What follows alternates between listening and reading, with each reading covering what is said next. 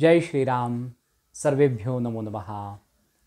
श्री गणेश पुराण कथामालेमध्ये आपल्या सगळ्यांचं मनपूर्वक स्वागत आहे. आपण आजच्या कथेला प्रारंभ करूयात. श्री गणेशाय नमः. श्री कुलस्वामिन्यै नमः. श्री सरस्वत्यै नमः. वक्रतुंड महाकाय सूर्यकोटी समप्रभ निर्विघ्नं कुरु मे देव सर्वकार्येषु सर्वदा. गणपती बाप्पा मोरया. या आधीच्या भागामध्ये आपण दक्ष राजकुमाराची कथा पाहिली आणि सुमंतक राजाला अनेक प्रश्न पडले. त्या प्रश्नांचं उत्तर देण्यासाठी आता ऋषी भृगु पुढची कथा सांगतायत. समुद्राच्या पश्चिम किनाऱ्यावरती सिंध नावाचा एक देश होता आणि त्या सिंध देशामध्ये पल्ली नावाचं एक सुंदर नगर वसलेलं होतं. या नगरामध्ये एक कल्याण नावाचा अत्यंत श्रीमंत, सत्शील वर्तन करणारा आणि कायम धर्मानं वागणारा एक वैश्य आनंदाने राहत होता. त्याच्या पत्नीचं नाव होतं इंदुमती. इंदुमती ही सुद्धा पतिव्रता स्त्री होती आणि आपल्या पतीप्रमाणेच ती अतिशय उत्तम असं वर्तन करीत असे. या दंपतीला बल्लाळ नावाचा एक छानसा गोंडस पुत्र होता आणि या बल्लाळाचं वैशिष्ट्य म्हणजे याला लहानपणापासूनच देवादिकांची खूपच आवड होती. आपल्या सगळ्या बालसवंगड्यांना हा एकत्र जमवीत असे आणि देव बाप्पा, गणपती बाप्पा त्यांच्यासमोर बसणं, त्यांच्यासमोर जप करणं, ध्यान करणं असे खेळ खेळत असे. आणि सगळ्या त्याच्या बालसवंगड्यांना त्यांनी अशीच छान सवय लावली होती. एक दिवस असेच बल्लाळचे सगळे सवंगडी आणि बल्लाळ हे सगळेजण फिरत फिरत गावाच्या बाहेर गेले. वेशीच्या बाहेर पडल्यानंतर त्यांना एक सुंदरसं जंगल लागलं आणि त्या वनामध्ये आत गेल्यानंतर एका रमणीय ठिकाणी हे सगळी बालकं छोटंसं एक दगडी मंदिर तयार करून आपले रोजचे नित्याचे खेळ खेळू लागले. बल्लाळाने एक मोठा गोटा आणला आणि तो गणपती बाप्पा आहे असं समजून त्याला त्या छोट्याशा मंदिरामध्ये ठेवलं. सगळ्या बालकांना देखील खूप आनंद झाला. सगळ्या बालकांनी त्या छोट्याशा देवळाच्या पुढे वेगवेगळे खेळ करायला सुरुवात केली. कोणी आरती करताय, कोणी गणपती बाप्पाची भजनं म्हणताय आणि नाचताय, कोणी छान जपमाळ घेऊन जणू काही गणपती बाप्पाचा जप करतायत, असं नाटक करतायत, असे खेळ खेळतायत. आणि स्वतः बल्लाळसुद्धा गणपती बाप्पाच्या समोर बसून ध्यानमग्न आहे. असे छान खेळ सुरू आहेत. परंतु बराच वेळ निघून गेला तरी पण या बालकांच्या लक्षात आलं नाही की किती वेळ झाला आहे. आणि खेळण्यासाठी बाहेर पडलेली आपली बालकं अजून घरी परतली नाहीत. या चिंतेमुळे सगळेच पालक हे चिंताग्रस्त झाले आणि त्यांच्या लक्षात आलं की बल्लाळच्या सांगण्यावरून हे सगळी आपली मुलं त्याच्याबरोबरच कुठेतरी भटकत असतील. गावात सगळीकडे शोधल्यानंतर देखील नेमकी बालकं कुठे आहेत काही कोणाला सांगता येईना. आणि मग सगळ्या पालकांनी आपला मोर्चा वळवला तो थेट बल्लाळच्या आईवडिलांकडे, म्हणजे इंदुमती आणि कल्याणकडे.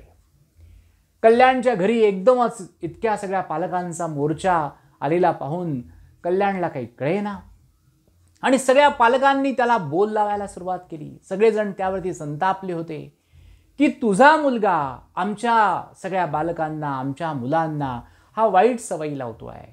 त्यांना तो काहीही नादाला लावतो आहे. त्यांना तो देवदेव करायला लावतो, त्यांना तो जपमाळा घेऊन बसवतो, त्यांना तो ध्यान करायला लावतो. असं काही ना काहीतरी करून तो आमच्या मुलांना भ्रमित करतो आहे.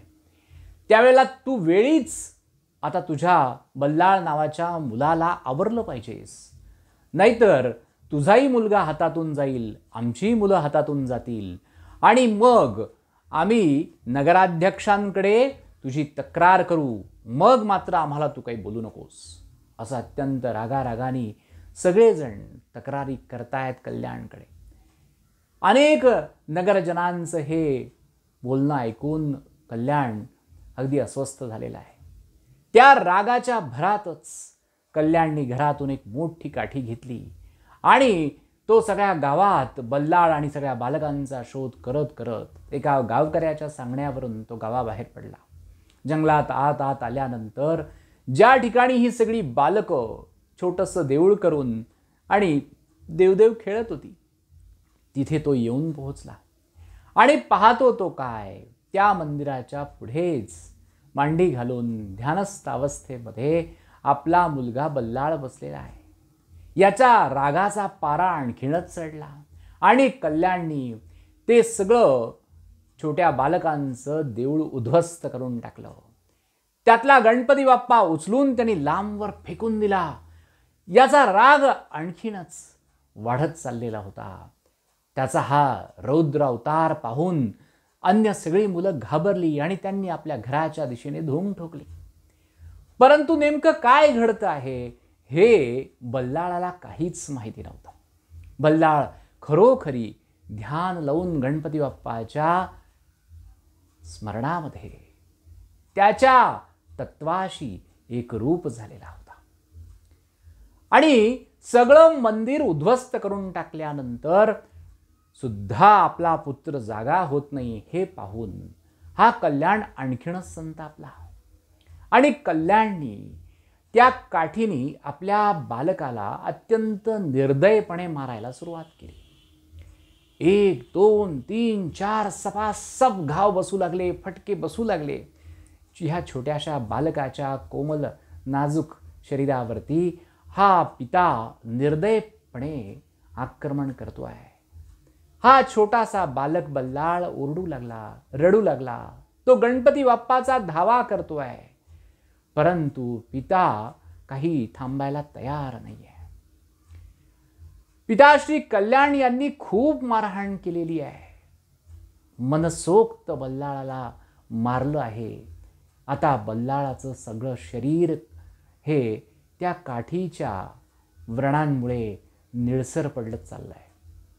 अत्यंत दमलेला भागलेला हा बल्लाळ हा प्रचंड कष्टी झालाय, दुःखी झालाय. मारापेक्षाही त्याच्या मनामध्ये शल्य आहे ते आपल्या गणपती बाप्पाला आपल्या पित्याने फेकून दिलं, त्याचं मंदिर उद्ध्वस्त केलं, याचं दुःख त्याच्या मनात आहे. आणि एवढं करूनही कल्याण थांबत नाही आहे. या बल्लाळाच्या अंगातून आता वेगवेगळ्या जखमांमधून रक्त वाहू लागलं आहे, पण तरीही पित्याचं मन काही द्रवत नाही आहे, तो शांत होत नाही आहे.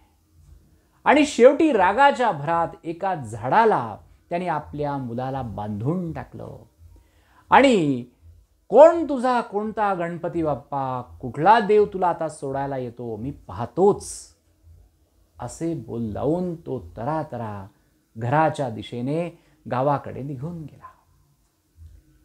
आता वेळ पुढे पुढे सरकती आहे. सूर्य सूर्यास्ताच्या दिशेने निघालेला आहे आणि अत्यंत कष्टी, शरीर क्षीण झालेला आणि वेगवेगळ्या घावांनी तस्त असलेला बल्लाळ याही अवस्थेमध्ये गणपती बाप्पाचा धावा करतोय. हे श्री गणेशा, तू विघ्नहर्ता आहेस ना, तू संकट लोकांची दूर करतोस ना, तू भक्तवत्सल आहेस ना. हे बाप्पा, तू तुझ्या शिष्यांवरती खूप प्रेम करतोस ना, मग तुला माझे कष्ट का दिसत नाहीत? माझ्यावरती इतकी संकट आली आहेत, माझ्या पित्याने मला इतकं मारलंय, हे तुला कसं पाहतं? असे वेगवेगळे बोल आता गणपती बाप्पाला बल्लाळ लावतोय आणि रडत रडत, ओक्साबोक्षी रडत रडत हा बल्लाळ नावाचा छोटासा बालक याही अवस्थेत बाप्पाला म्हणतोय की बाप्पा, माझं शरीर जरी जखमी झालेलं असलं, माझं शरीर जरी या झाडाला बांधलेलं असलं, तरी माझं मन तर मुक्तच आहे. आणि या मुक्त मनाने मी कायम तुझा धावा करीत राहणार आहे. तुला दया येऊ देत अथवा न येऊ देत, तुला करुणा येऊ देत अथवा न येऊ देत, हे गजानना, तू विघ्नहर्ता आहेस, तू सुख करता आहेस, तू दुःख हरता आहेस, तू वरद विनायक आहेस. हे गजानना, कायम मला तुझं स्मरण राहू दे. माझ्या अंगावर किती जखमा झाल्या आहेत, मला किती त्रास होतोय, मला किती भूक लागली आहे, याचं मला काहीही वाटत नाही.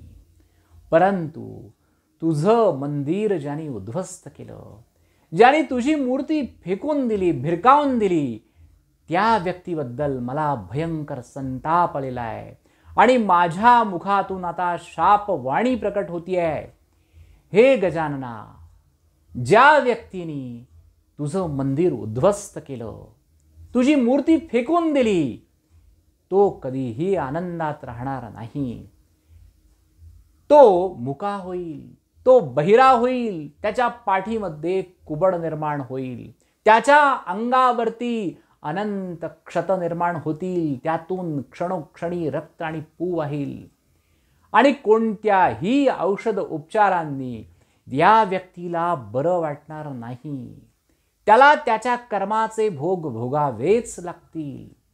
अशी शापवाणी बल्लाळाच्या मुखातून प्रत्यक्ष आपल्या पित्याबद्दल निर्माण झाली. आणि अत्यंत दमलेला, भागलेला, क्षीण शरीराने बल्लाळ आता हळूहळू त्याचे डोळे लागू लागले. श्री गजाननाचा, श्री गणेशाचा तो धावा करता करता दमलेल्या अवस्थेमध्ये त्याचे डोळे लागत त्याची मान छातीच्या दिशेने जाती आहे. आता मात्र गणपती बाप्पाला या आपल्या बालभक्ताचं अत्यंत कौतुक वाटतंय, त्याला त्याची दया आली आहे आणि साक्षात श्री गजाननाने आता एका तेजस्वी ब्राह्मणाचं रूप घेतलं आणि तो समक्ष प्रकट झालेला आहे बल्लाळाच्या जवळ जाऊन ब्राह्मणाच्या वेशामध्ये असलेला श्री गजानन अत्यंत प्रेमाने त्याच्या चेहऱ्यावरून हात फिरवतोय, त्याच्या मस्तकावरून तो हात फिरवतोय, सर्वांगाला स्पर्श करतोय आणि या विप्रवर्णाच्या पवित्र सिद्ध स्पर्शाने तत्काल बल्लाळाला अत्यंत उत्साहित वाटतंय. क्षणार्धात बल्लाळाच्या लक्षात आलेलं आहे की आता आपल्याला कोणताही त्रास नाही आहे, कुठलीही वेदना नाही आहे, शरीरावरच्या सगळ्या जखमा या पूर्ण झालेल्या आहेत, या पूर्ण बऱ्या झालेल्या आहेत आणि माझं शरीर अत्यंत शक्तिमान, तेजस्वी आणि मला सर्वस्वाचं ज्ञान झालेलं आहे, याची अनुभूती या छोट्या बालकाला येते. आणि या ज्ञानामुळे त्याला हेही ज्ञान झालं की ब्राह्मणाच्या रूपामध्ये असणारी ही जी व्यक्ती आहे, ही माझी गणपती बाप्पा ही इष्टदेवताच आहे. त्याने अत्यंत मनापासून या ब्राह्मणाच्या रूपामध्ये असणाऱ्या या विनायकाला बल्लाळाने नमस्कार केलेला आहे आणि तो मनोमन भगवंताशी सुखसंवाद करू लागलेला आहे. हे बाप्पा, मला तुमच्या दर्शनाने अतिशय आनंद होतोय. तुम्ही प्रत्यक्ष आपल्या भक्ताचं संकट निवारण करण्यासाठी आलात, हे पाहून मला खूप आनंद होतोय. मी तुम्हाला ओळखलंय. सस्मित करीत विनायक ब्राह्मणाच्या वेशामध्ये असताना सुद्धा या बालकाचं कौतुक करतायत, त्याच्या तोंडावरून हात फिरवतायत आणि त्याला सांगतायत की बाळा, तुला काय वरदान हवं आहे, मी तुझ्यावर प्रसन्न आहे, तुला जे हवं असेल ते तू मागून घे. तेव्हा हा बालक म्हणतोय की देवा, तुम्ही प्रत्यक्ष इथे आलात, तुम्ही माझ्यावरती प्रसन्न आहात, तुमची अशीच कृपा माझ्यावरती कायम राहू द्या, मला दुसरं काही नको, माझ्या हातून कायम जनकल्याण घडू द्या. एवढंच काय ते माझं मागणं आहे. जनकल्याणाच्या बाबतीत सगळ्या समाजाची सेवा करण्यासाठी वरदान मागतोय हा बालक. हे पाहून गणपती बाप्पांना अतिशय आनंद झाला.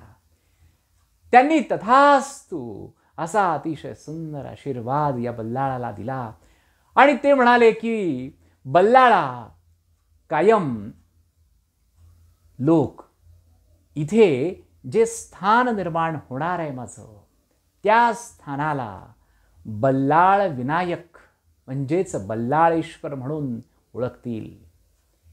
पुढे जाऊन बल्लाळ आणि विनायक हे कसे तादात्म्य पावलेले भक्त आणि भगवंत आहे, या बाबतीत इथे माझ्या दर्शनासाठी येणाऱ्या प्रत्येकाचं दुःख दैन्य मी हरण करील.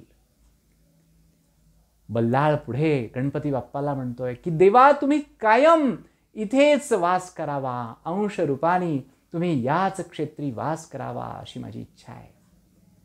त्यावर देखील भगवंत तथास्तु म्हणतायत आणि तुझी ही इच्छा देखील मी पूर्ण करतो आहे. मी कायम या मंदिरामध्ये बल्लाळेश्वर म्हणून अंशे करून इथे वास करणार आहे आणि इथे येणाऱ्या प्रत्येक भक्तावरती मी माझ्या कृपेचा आशीर्वाद कायम देणार आहे. तुझ्या पित्याने मात्र अनर्थ घडविला, त्यांनी माझ्या भक्ताला अनन्य दुःख दिलेले आहेत. त्यांनी माझं मंदिर उद्ध्वस्त केलं, त्यांनी माझी मूर्ती सुद्धा फेकून दिली. त्याच्या कर्माचा भोग त्याला भोगावाच लागेल. आणि बल्लाळा, तुझ्या मुखातून जी शापवाणी प्रकट झालेली आहे ती शापवाणी खोटी ठरणार नाही. त्यामुळे तुझ्या पित्याला या जन्मामध्ये अनंत दुःख भोगावे लागतील. तुझी शापवाणी कधीही खोटी ठरणार नाही. असं म्हणून विनायक त्याला आशीर्वाद देऊन अंतर्धान पावले. आता इकडे गावामध्ये अचानक या बल्लाळाच्या घरी त्याच्या पित्याश्रींच्या शरीरावस्थेमध्ये बदल झालेला आहे. अचानक त्यांच्या पाठीमध्ये कुबड निर्माण झालाय, त्यांची वाचा गेली आहे, त्यांच्या कानांची श्रवणेंद्रियांची शक्ती नाहीशी झाली आहे. मुका, बहिरा आणि कुबडा असा कल्याण झालेला आहे आणि त्याच्या शरीरावरती प्रचंड क्षत निर्माण झालेली आहेत. त्यामधून रक्तपू वाहू लागलेला आहे आणि हे सगळं पाहून त्याची पत्नी इंदुमती अत्यंत घाबरली आहे. बराच वेळ होऊन गेलाय, संध्याकाळ होत आली आहे, तरी आपला पुत्र देखील घरी आलेला नाही आहे आणि इकडे पतीची इतकी भयंकर अवस्था झाली आहे. 2-3 लोकांच्या मदतीने त्याचा शोध करीत ज्या वेळेला तिला कळालं एका व्यक्तीकडून की गावाबाहेर काय काय सगळा प्रकार घडला आणि विनायकाला प्रचंड, या बल्लाळाला, तिच्या बालकाला किती कल्याणाने मारहाण केली, त्याला बांधून ठेवलं, हा सगळा वृत्तांत त्या व्यक्तीकडून कळला. त्या व्यक्तीबरोबरच त्याच्या शोधात ती वनामध्ये आली आणि पाहते तर काय, तोपर्यंत या जीर्ण मंदिरामध्ये अत्यंत तेजस्वी स्वरूपामध्ये हा बल्लाळ तिचा लाडका पुत्र गणपतीचा धावा करत त्याचं नामस्मरण करत बसलेला आहे. हे पाहिल्यानंतर तिला आश्चर्य वाटलं आणि बरोबर आणलेल्या व्यक्तीवरती ती रागावली. तुम्ही मला खोटं सांगितलं, हा तर उत्तम अवस्थेमध्ये आहे, याच्या शरीरावरती कोणत्याही जखमा नाहीत आणि हा तर आनंदामध्ये आहे, गणपती बाप्पाचं स्मरण करतो आहे. तो गावकरी देखील मातेला सांगू लागला की अहो मी खोटं बोलत नाही आहे, मी सुद्धा संभ्रमित आहे की एवढी अवस्था अचानक कशी काय बदलली आहे. आणि हे बोलल्यानंतर ती धावत धावत आपल्या बल्लाळाकडे जाते, प्रेमाने आपल्या बालकाला छातीशी कवटाळते आणि त्याच्याकडून सगळा वृत्तांत समजून घेते. बल्लाळ देखील काय काय घडलं आहे हे सगळं आपल्या मातेला सांगतो आणि माता त्याला म्हणतीये की बाळा, आता तू निराश होऊ नकोस, तू रागावू नकोस. तुझ्या पिताश्रींनी जरी तुझ्यावरती अन्याय केला असेल, गणपती बाप्पाचं तुमचं खेळातलं मंदिर उद्ध्वस्त केलं असेल, तरीही तू घरी चल. तुझं घर, तुझे आई वडील जिथे आहेत तिथेच तू राहिलं पाहिजेस. परंतु बल्लाळ म्हणतोय की कुठला परिवार, कोणतं घर, कोणती आई, कोणते बाबा, मला कोणी नाही. आता माझे आई वडील, माझं घर म्हणजे गणपती बाप्पा. मी आता पूर्णपणे त्यांना शरण गेलेलो आहे. ज्या व्यक्तींनी त्यांचं मंदिर उद्ध्वस्त केलं, ज्यांनी त्यांचं मूर्ती आणि सगळ्याच शोभिवंत वस्तू या नष्ट केल्या, त्या व्यक्तीला त्यांच्या कर्मानुसार फळं भोगावीच लागतील. त्यामध्ये माझा काहीही संबंध नाही. हे ऐकल्यानंतर मातेला धक्का बसला. आणि यात माझा काय दोष बाळा? पिता तुझ्यावरती रागावला आणि गणपती बाप्पाची त्यांनी विडंबना केली, यात माझा काय दोष आहे? परंतु बल्लाळ ऐकायला तयार नाही आहे. तुमच्या पुढे वाढून ठेवलेलं कर्माचं फळ तुम्हाला दोघांना भोगावंच लागणार आहे. माता परोपरीने बल्लाळाला समजावती आहे, बल्लाळा, आता तूच तुझ्या पित्याच्या उद्धाराचा मार्ग सांगू शकतोस. गणपती बाप्पानी तुला सर्व ज्ञानी केलेलं आहे. हे म्हटल्यानंतर बल्लाळाचं मन शांत झालेलं आहे. आणि बल्लाळ म्हणतोय, माते तू चिंता करू नकोस, परंतु आता या जन्मामध्ये माझ्या पित्याला त्याच्या कर्माचं फळ हे भोगावंच लागणार. कोणत्याही औषध उपचारांनी किंवा व्रतवैकल्यांनी त्यांना बरं वाटणार नाही. आणि त्याची सेवा करणं पतिव्रतेचं कार्य, कर्तव्य म्हणून तुला करावंच लागेल. परंतु तुझ्या सेवेमुळे तुला पुढचा जन्म राजघराण्यामध्ये प्राप्त होणार आहे. तू भीम नावाच्या राजाची पत्नी होशील. तुझं नाव कमला असेल आणि हा तुझा पती पुढच्या जन्मामध्ये तुझा पुत्र म्हणून जन्माला येईल. त्याचं नाव दक्ष असेल. जन्मतःच हा मुका, बहिरा आणि पाठीमध्ये कुबड असलेला, अंगावरती हजारो क्षत असलेला आणि त्यामधून अविरत रक्तपू वाहणारा असा महारोगी जन्माला येईल. एवढंच नाही तर या दक्षाला त्याचा पिता लहानपणीच त्याला आणि तुला घरातून बाहेर हुसकावून देईन. परंतु तुझ्या सेवेमुळे, तुझ्या कर्तव्यामुळे आणि महागणपती बाप्पाच्या कृपेने, नंतर मुद्गल ऋषींच्या कृपाप्रसादाने याचे सगळे रोग नाहीसे होतील आणि याला पुन्हा या दक्षाला, राजकुमार दक्षाला उत्तम असं जीवन प्राप्त होईल.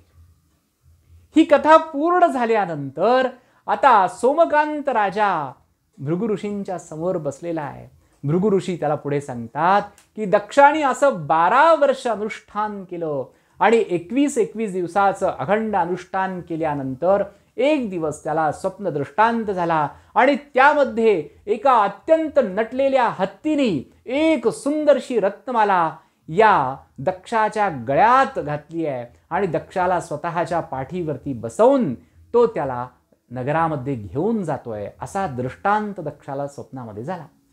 सकाळी उठल्यानंतर लगेचच त्यांनी आपल्या आईला हा दृष्टांत सांगितला आणि या दृष्टांताचा अर्थ त्याची माता कमला सांगतीये की बाळा, हत्ती म्हणजे साक्षात महागणपती आहेत आणि त्यांनी तुझ्यावरती कृपा केलेली आहे आणि ज्या अर्थी त्यांनी तुझ्या गळ्यामध्ये रत्नमाला दिलेली आहे आणि तुला पाठीवरती बसून नगरात गेले म्हणजे लवकरच तुला राज्यप्राप्ती होणार आहे. राज्यप्राप्तीचा तुला मोठा योग आहे. आणि हे ऐकल्यानंतर हा दक्ष म्हणतो, आई तू माझ्यासाठी खूप कष्ट सोसलेस, आता मी तुला अतिशय सुखात ठेवणार आहे. जर मला राज्य प्राप्त झालं तर मी तुला अत्यंत सुखात ठेवील, तुला राजमहालात ठेवील, अनेक दासदासी तुझ्या सेवेला असतील. हे ऐकल्यानंतर माता म्हणते, बाळा दक्षा, कितीही श्रीमंती आली तरी महागणपती बाप्पाला विसरायचं नाही. त्याचा कुळधर्म, कुळाचार, त्याची पूजा, मानसपूजा, त्याचं अनुष्ठान कधीही विसरायचं नाहीस. आणि सगळ्यात महत्त्वाचं म्हणजे त्याच्या कृपेने तू समाजाची सेवा करायची आहेस, तू जनकल्याण करायचं आहेस, तू देशाची सेवा करायची आहेस, यामध्ये कधीही चुकता कामा नये. असा उत्तम उपदेश आपल्या मातेकडून दक्षाला प्राप्त झाला आहे. आणि आता पुढे काय घडतंय याची उत्कंठा सोमकांत राजाला लागलेली आहे.